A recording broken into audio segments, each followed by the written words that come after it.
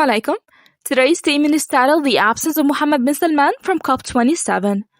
This statement was written by the awaited Imam Mahdi Nasser Mohammed al-Yamani on the 9th of November 2022, and it will be recited to you by one of his supporters. May the peace, mercy, blessings, and the bliss of Allah's pleasure be upon you. Make use of the great opportunity of the meeting of the leaders of the whole world at the Conference of the Parties of the UNFCCC in Sharm el-Sheikh, from which the Saudi Crown Prince Mohammed bin Salman was absent with his voice and image. Even if a video of Mohammed bin Salman's impersonator was audio dubbed, it would be exposed by the attending leaders of the world, for they know good and well that Mohammed bin Salman was not at the conference with them. Then they will wonder how he was appearing in the video with them while they know that he did not attend COP27 with them. Or did he transmogrify into an angel, and that is why they did not see him? Verily, the attending world leaders will criticize this fabricated visual image in which he appears among the attendees. They also know that he did not give speech unlike the non-Arab and Arab leaders at COP27. But they brought a fabricated CD made up of different real videos of Mohammed bin Salman in his own flesh and blood. And the question here is, are they going to play the fabricated CD of Mohammed bin Salman at COP27? But it would highlight the fact that he truly did not attend. They cannot execute their fabrications unless they hold a conference separate from COP27. Then they would start playing the fabricated CD, which is made up of stringed together shots from previous videos of Mohammed bin Salman in which he addressed climate change. Most of which are from the advisory or ministerial council and are not uploaded on the internet.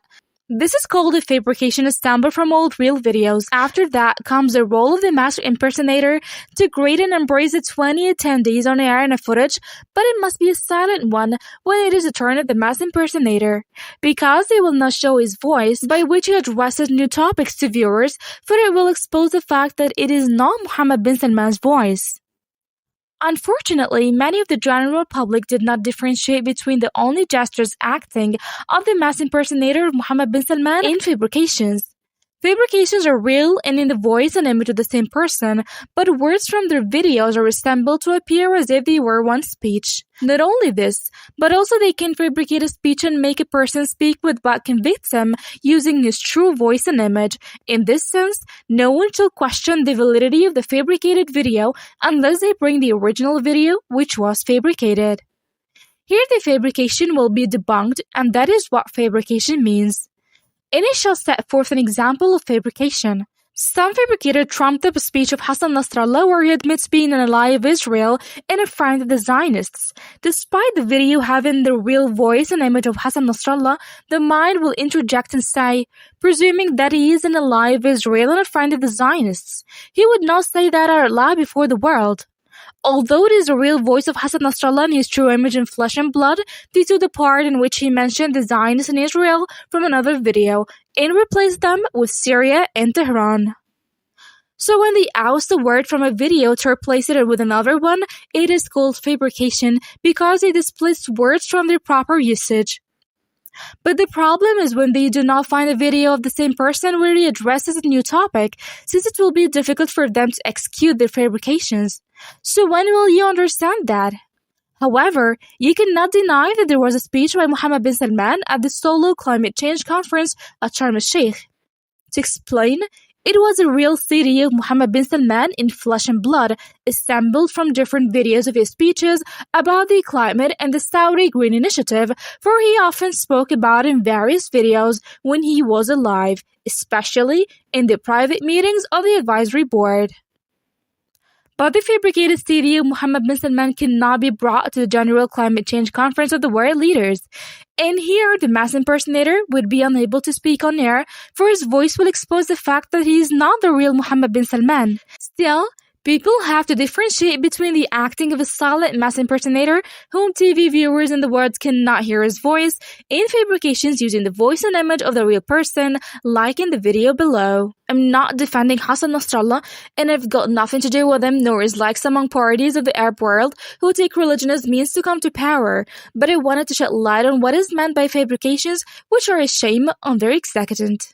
Back to the matter at hand, what is going to expose all the plotting and the fabrication carried out by the ever-alive al-Salman, along with their staged serial stories since the death of Mohammed bin Salman, is your exclusive concentration on publishing the reason behind the absence of the Saudi Crown Prince Mohammed bin Salman from COP27 at Sharm el-Sheikh. Also, allure the attention of any sane person who uses his mind in respect to your intelligence, O people of the world, for you will not find Mohammed bin Salman present among world leaders in any of the conference's videos. So where is he? What even matters most is Mohammed bin Salman not giving the speech of the kingdom concerning the climate like other world leaders did. And the sole reason is the helplessness of the fabricators because they cannot represent Mohammed bin Salman using a realistic mask of his face at the climate change conference of the world leaders. They cannot bring a CD of a real video of Mohammed bin Salman because this means he is not present with them in absence from COP27, and that is the main reason why they made a solo climate conference away from the climate change conference of the world leaders so that they could fabricate. Fabrications outside KSA have been debunked. So did you understand the news of righteous foreigner supporters? And I repeat and say, focus on one thing only, the absence of Mohammed bin Salman from the climate change conference of the leaders of the world, about which they gathered at COP27 at Sharm el-Sheikh's hall, except for Mohammed bin Salman. Why was not the lion-like seen in the same hall where world leaders gathered, or have eyes failed to perceive him? But they delude people that his speech in Sharm el-Sheikh was new, and that is only so that whoever watches thinks that the speech of Mohammed bin Salman must have been in the meeting hall of world leaders, except for those who put their mind into action and scrutinize the video of the climate change conference of world leaders in Sharm el-Sheikh and the isolated summit that they call the Middle East Green Initiative that looks like as if it was tackling a topic irrelevant to climate change. I swear by Allah, whoever does not understand the reason that obliged them to do so, let him label himself a donkey that fails to understand among the peoples of the world, or a cow that does not take heed from such exposed, clear, and obvious event in Sharm el-Sheikh. Concentrate these days on publishing this statement and the one before as hard as he could and by every means on different media platforms, and let al-Salman or whoever acts on their behalf logically reply to them. Here's a question for every sane human. What is the far-reaching wisdom behind the absence of Crown Prince Mohammed bin Salman from COP27, where leaders of the world gathered in Sharm el-Sheikh? Despite his presence in Sharm el-Sheikh, according to their claim, we do not find him among Arab and Arab leaders of the world. They were gathered in one hall, except for the great leader. Nobody saw him with them. This is an insult to Saudi Arabia. Was he seen as worthless of attending among them, so they kicked him out of the climate summit in Sharm el-Sheikh, so that he had to hold a summit suitable for his elevated status in Sharm el-Sheikh separate from the original climate change conference, which was attended by all leaders of the world? Does it make any sense that His Royal Highness Prince Mohammed bin Salman would accept such devaluation if he were alive and well? I shall leave the answer to mind and logic, although searching for solid proofs did not concern me, since I already know what happened concerning al-Salman before you. But I had to clarify what is happening in front of you in order to force truth seekers and thinkers to think. Peace be upon the messengers, and all praise is due to Allah, the Lord of the worlds. Allah's caliph on the whole world, Imam Mahdi Nasser Mohammed al-Yamani.